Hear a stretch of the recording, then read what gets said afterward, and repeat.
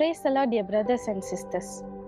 லூக்கா 18:27 வசனங்களை பார்க்கிறப்போ வசனம் எப்படியாக சொல்லுகிறது, மனுஷனால கூடாத காரியம் கர்த்தரால கூடும் என்று.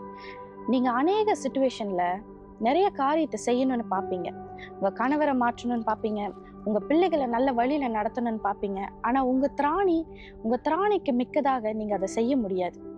கர்த்தர் இடத்துல நீங்க ஒப்பு கொடுங்க, அவர் உங்க வாழ்க்கையை மாத்துவார். அவரால் செய்யக்கூடாத காரியம் ஒன்றும் இல்லை.